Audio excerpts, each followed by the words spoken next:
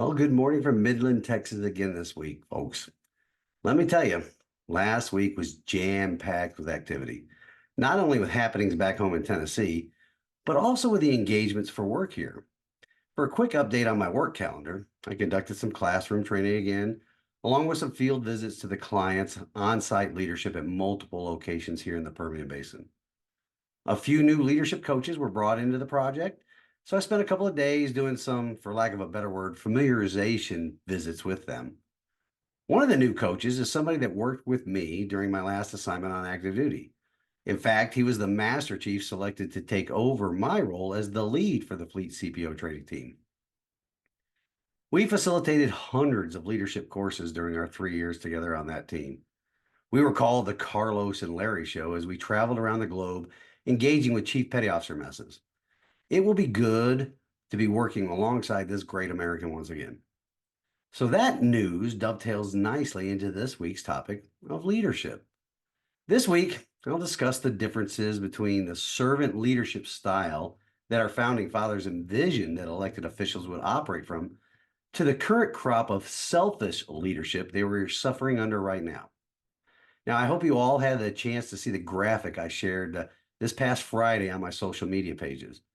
Today, we're going to get into exactly what those numbers on the graphic represent and how they demonstrate the failure of Governor Bill Lee and the General Assembly here in Tennessee. We'll also touch on an example of anti-servant leadership exhibited at the national level and how that type or style of leadership has really trickled down to the state and local level. The word to keep in mind for that segment will be something I discussed on social media last week, and that is the word investments. Now, for the standard campaign disclaimer, the following content is approved by Larry Linton for TN12, candidate for the GOP nomination for Tennessee House of Representatives District 12, Larry Linton, Treasurer. I also feel that I need to mention again that I do not make any money with this podcast, none whatsoever. Anyway, with the disclaimer out of the way, let's get on with this week's episode of the Liberty, Leadership, and Lies podcast.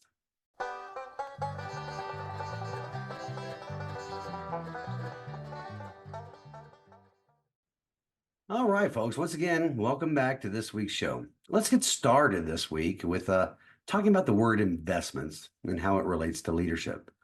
Specifically, when elected officials, or even those that are seeking elected office as a candidate at the local, state, or national level, they will use that word. Before we get into how elected officials and candidates abuse and twist that word, let's go over the actual definition of investment, shall we? From dictionary.com, we get this. Investment is a noun and is defined as the investing of money or capital in order to gain profitable returns, such as interest, income, or appreciation in value. So keep that in mind, folks. An investment is supposed to gain a profitable return as either interest, income, or appreciation in value. I bring this up in this week's episode, as well as a post on social media last week, because I was scrolling through various candidate social media pages and I kept coming upon these people that use that word. Even those already serving in elected positions use that word quite often. Just why would they use that particular word, folks? Of course, we know the why, but I'm going to dig into it a bit deeper, especially for those listening to or watching this program that believe politicians, when they use that word, when they're trying to obtain support for whatever proposal they are advocating for, or as a campaign promise. Now, I'm not going to actually give you the names or websites of these candidates and elected officials because I don't want to generate any web traffic or social media visits for those individuals. However, feel free yourself to scour the internet and social media for yourselves. Look at how many times these people use that word. But only do so after listening to this segment so that you may have some discernment into what they are actually proposing or promising. I'm going to quote one candidate, though, in particular, in a post this person made last week. Again, I won't provide this person's name, but let's just say that this will not be the last time I will be quoting this individual on this program. Anyway, here it is.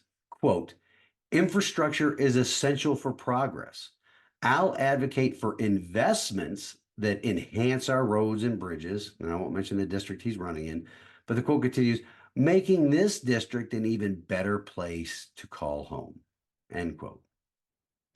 Now, we have mentioned how government likes to use what I call the artful lie when naming the pieces of legislation they propose, and it's only done so to make it more palatable to the voting electorate.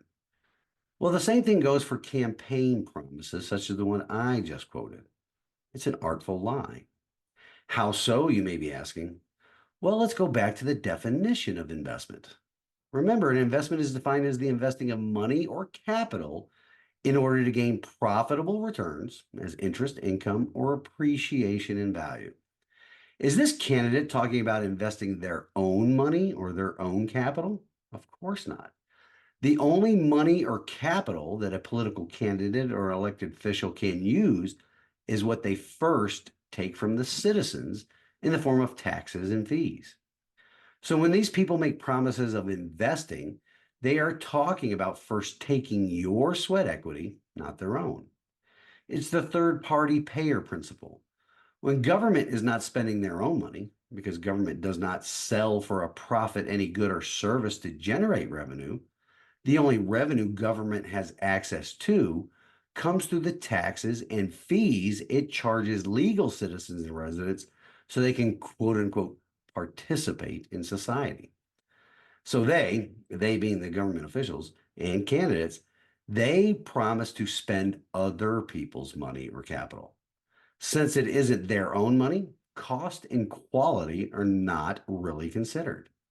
Why do you think it is very little pushback when companies that contract with the government keep jacking up their prices? Again, is because government is not spending their money, they're spending somebody else's money. When you, as a private citizen, are shopping or engaging in commerce in the free market, cost and quality are the primary factors you consider before making a purchase or entering into a contract. But the latter part of the definition of investment matters as well, just as much, if not more so, than the money or capital or where the money or capital comes from. So back to the definition or the latter part of it, where money or capital is invested to obtain profitable returns. Those profitable returns come in the form of interest, income, or appreciation in value. Please tell me, anybody, about any government investment of your money or capital, your sweat equity, that comes back to you as interest, income, or has appreciated in value. I'll wait for the answer. But Larry, some people will say, who will build the roads? Okay, let's take roads as an example. Did our nation have roads before the imposition of the income tax? Of course it did. We had roads, bridges, railroads, etc. Heck, we even won World War I before the 16th Amendment was ratified. That roads argument is a straw man argument, folks. Private enterprise built roads and bridges across the nation before the income tax was introduced. Why? Well, because private companies wanted to move their goods all across the country to sell them for a profit. In fact, it still happens today. As an example, where I am currently doing my field engagements in the oil and gas industry. Sometimes my work takes me out to remote locations to a drilling rig or a completion site, or even to already producing wells that require servicing by small crews operating these workover rigs. And it happens all over the Permian Basin. Do you think the government built the roads to every well site that I visit? Especially in this age where government is waging a war of attrition on the oil and gas industry by no longer allowing drilling on federally owned land? No. These well sites are on privately owned land, and the roads connecting them are more often than not installed and built by the oil and gas companies. So it allows their equipment to be transported to and from these locations. Granted, they're not the paved roads that most people enjoy today, but they are roads nonetheless. In fact, some of these lease roads I travel on are in better condition than the infrastructure roads that government invested your money and your capital in. These quote unquote public infrastructure roads are definitely not showing an appreciation in value. In fact, they are constantly requiring more and more investment to maintain.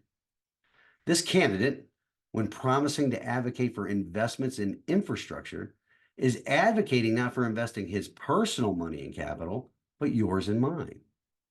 As I stated in my social media post, in my blog post on the website, beware the member of the political class, already elected or a candidate seeking election, that uses the word investments. These people only use that word because they cannot come out and say they will advocate for more government spending. Because the electorate knows that government spending means more taxes, more fees, more debt. Why? Because government spending can only occur through those two mechanisms: the taxes and fees it charges for the common person to participate in society, or through incurring debt on the backs of those same common people. Now, with that, I'm going to take a quick break here. Don't go away, because I'll be right back to continue this train of thought.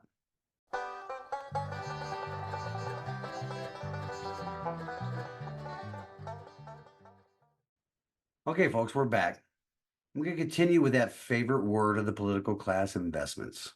Keep in mind that most of the time, government investments are how elected officials reward their donors and their lobbyists. Investments are also the vehicle by which government inserts itself into every facet of the lives of everyday Americans. The only return that comes from government investments are not to benefit the legal citizens and the residents of this country. No, the primary return on investment, or ROI, often only is seen or realized by the elected official or candidate for office. It comes in the form of access to positions within companies after they leave public office, or through donor money and lobbyists that keep them in elected office. That's a revolving door that only can be sealed off by an electorate that throws off its apathy. In the case of me and my campaign, when elected, I pledged to work to remove as much of the taxes, fees, and regulatory burdens that our government has placed on every citizen. I will never subscribe to using the word investment when describing the necessary, basic, and constitutionally authorized spending that government needs to be engaged in. Us Tennesseans, we don't need our elected officials rewarding donors and their lobbyists by investing our tax dollars. We don't need candidates seeking election to higher office that only has a track record of voting 100% of the time with a majority of their fellow elected officials. If you want to know what I mean by that, just look at the meeting minutes of the Sevier County Commission and the votes they take. Servant leadership stands in stark contrast to the selfish leadership we are currently subjected to by a government, both state and national, that only sees the tax-paying citizens as the source of their money and capital to quote unquote invest in programs and in legislation that primarily benefits them individually. Being a servant leader in elected office requires that the person is a servant first, a servant to the citizens, not to their fellow members of elected office. Servant leadership begins with a natural feeling that one wants to serve those they are elected to represent, not to quote unquote help people. What did Ronald Reagan say about government help? We talked about that a couple of weeks ago.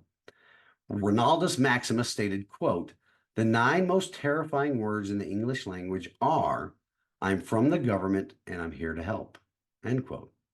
Instead, what we have today is that these elected officials are often only serving their friends, corporations, the good old boy network, or the donor and lobbyist class.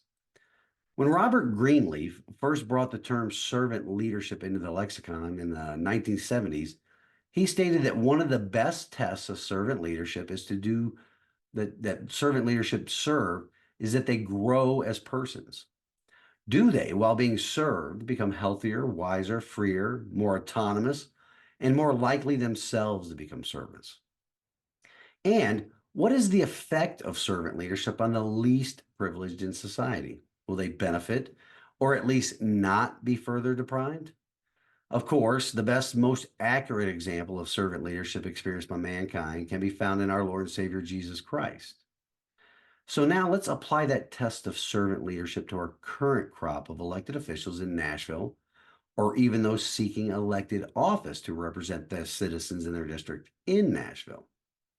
Have the people they are supposed to serve become healthier, wiser, freer, more autonomous, and more likely themselves to become servants? What do you think, folks? Have we here in Tennessee become freer, or are our freedoms, our liberty, being eroded with the many pieces of legislation that is passed into law in our state's capital? Or are they killing liberty protecting legislation in committee or subcommittee? As I stated in last week's episode, when we see the happenings in Nashville, those elected officials seem to be bipolar with what pieces of legislation they pass or don't pass. It's almost as if they are attempting to serve two masters: the people of the great state of Tennessee and the corporate lobbyist donor class. Now, they serve the latter to a much greater degree than the former, don't they? The examples that many of the 535 members of the Congress in both the House and the Senate of anti servant leadership or selfish leadership seems to be rubbing off somewhat on the individual state legislatures. Tennessee, with its supposed Republican supermajority, is proving to not be immune from the lure and attraction of money and access that the corporate donor and lobbyist class provide to elected officials. What everybody in this state in particular and across the nation in general should have wakened up to during the scandemic of 2020 and is still continuing today is that our government at the state and national level is comprised of people that definitely are not examples of servant leaders. We, as Tennesseans and Americans, are proof that elected officials are acting contrary to the servant leadership that our founding fathers envisioned would lead the country that fought off the yoke of tyranny and the world's largest, most powerful military at the time. Are we wealthier or no, are we healthier? Absolutely not. When government inserted itself into the agricultural and food industry in the nation for more than 100 years now, what has happened? In fact, over the past 2 decades, the statistics are alarming. The following information comes from the Trust for America's Health, TFAH organization. Over the past 2 decades, obesity rates have climbed for all population groups.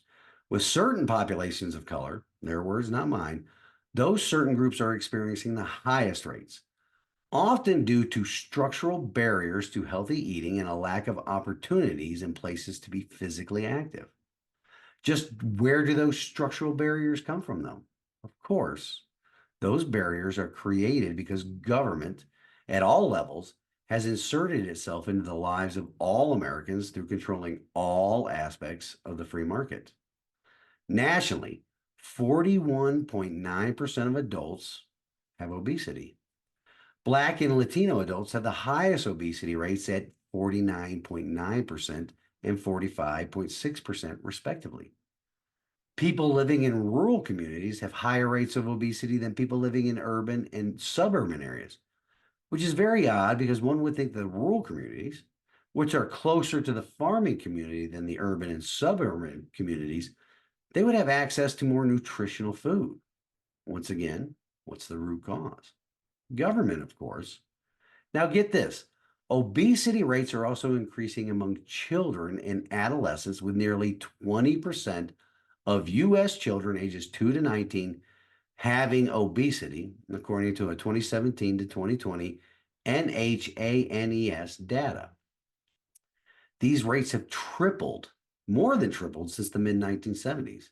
And Black and Latino youth have substantially higher rates of obesity than do their white peers. According to TFAH's analysis of the latest data from the Center for Disease Control, CDC, their behavioral risk factor surveillance system, in 2022, 22 states had adult obesity rates at or above 35%, up from 19 states the prior year. A decade ago, no state had an adult obesity rate at or above the 35% level. So our current system of government fails the "are the followers healthier" test. We're going to pause for a break here and pick this up in the next segment. So I'll be right back, folks.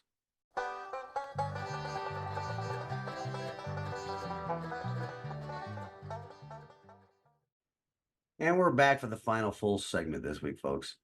I'll try to get into how we can tell by elected officials failing the test to determine if they are true servant leaders with examples, but I also want to get into the characteristics of servant leadership. I probably won't get into all of them in this segment. We'll have to cover down on what I do not get to this week in the next episode that discusses leadership. Before I get into the remainder of the tests to determine if our government is filled with servant leaders or not, let's discuss the 10 characteristics of servant leadership. Those characteristics are listening, empathy, healing, awareness, persuasion, conceptualization, foresight, stewardship, commitment to the growth of the people, and building community.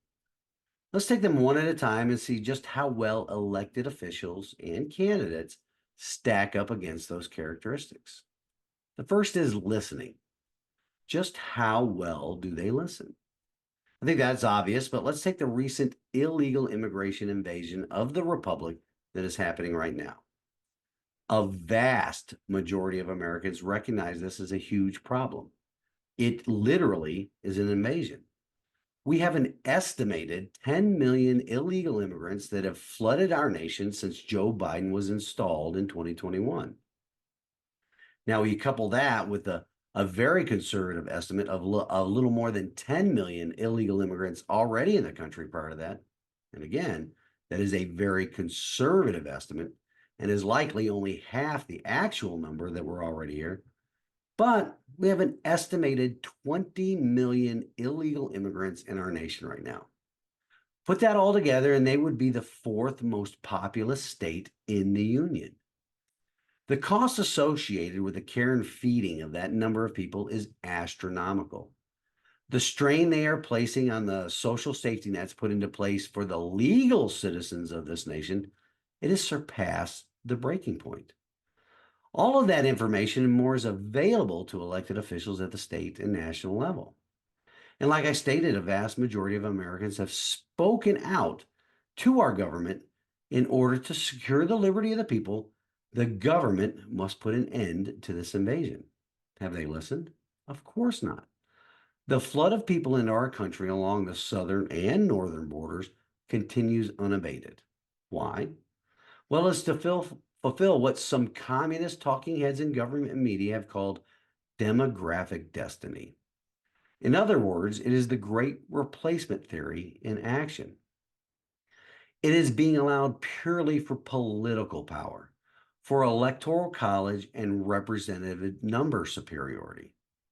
In other words, our government is engaged in diluting our birthright citizenship for purely selfish motives. And they are taxing us so that we pay for those actions. So no, elected officials lack that characteristic of servant leadership. They do not listen to those they were elected to serve. They only listen to their selfish reasons. Now, how about empathy? Do they exhibit the servant leadership characteristic of empathy? Well, it depends. They are definitely empathetic to their fellow usurpers in engaging in activity that keeps them in power. They definitely have no empathy with those they are supposed to serve, the legal residents and citizens of their respective states and of the nation as a whole. Most of the country is suffering under the tax and spend actions of the central government in Washington, D.C., under what they call Bidenomics. While here in Tennessee, we see our elected officials use our tax dollars to court businesses such as Ford Motor Company or the NFL team, the Tennessee Titans, and they ignore their constituents. Servant leadership demands leadership show empathy with those they serve, not the special interests, the corporations, and the donor and lobbyist class. Strike two so far, ladies and gentlemen. What about the third characteristic of healing? I would hope by now that every Tennessean, and every American for that matter, recognizes that our government is not interested in our healing. Because they are so in bed with the pharmaceutical industry, our government is only interested in treating, not healing. Healing isn't profitable in the long term.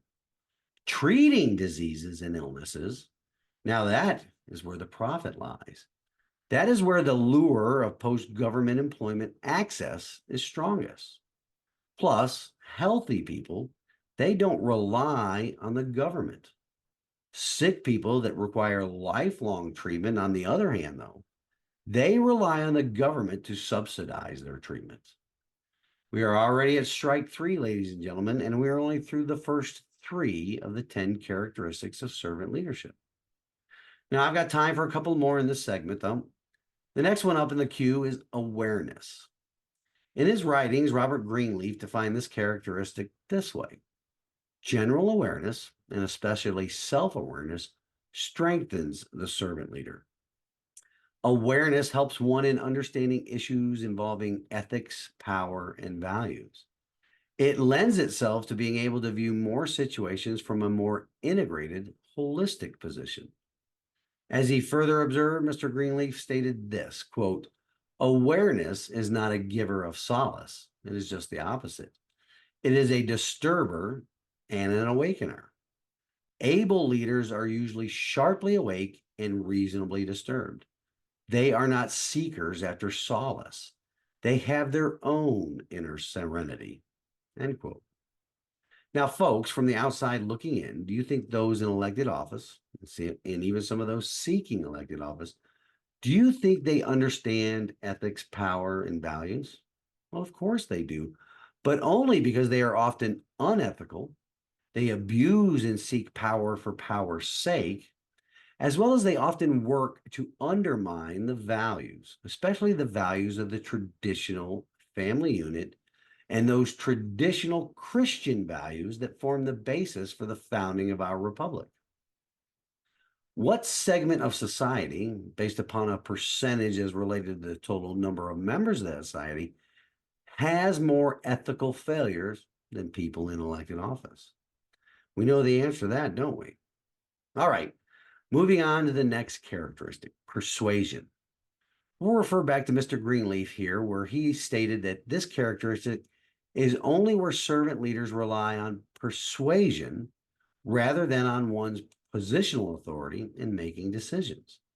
The servant leader seeks to convince others rather than coerce compliance. Now, there's very little persuasion happening in elected office. Our government operates from a coercion viewpoint for most of its activities, especially for those that fall outside of its constitutional limitations. As a bonus, they like to do this through the passage of legislation in a secretive manner. So far, 5 out of 5 failures of elected officials and many candidates seeking to serve an elected office. Now, that's all the time I have for the tests to determine if a person is exercising servant leadership, as well as the characteristics of servant leadership this week.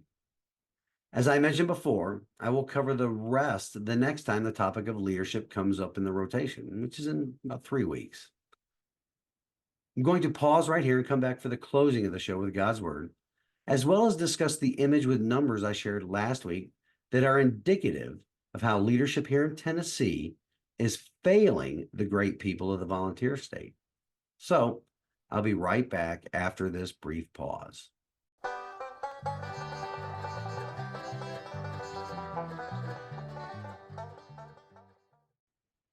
All right, folks, we're back with the closing segment. I would like to start off this closing segment by saying congratulations to Mr. Charles Ogle for his victory in the primary election last week for Sevier County Board of Education in District 4. He soundly defeated both the incumbent, Mr. Charles Temple, and the other challenger, Mr. Matt Ballard. In total, there were more than 2,700 votes in that primary, with Mr. Ogle garnering 54% of the vote total among the 3 candidates and the write-in. So, well done. Now, only time will tell if Mr. Ogle is cut from the same cloth that Mr. Temple was, and he allows the administrators of the school system to control the school board. Or he may restore the board to its proper role where they control the school system. One thing is for sure, though, the Sevier County Board of Education cannot be allowed to operate the way it has these past few years.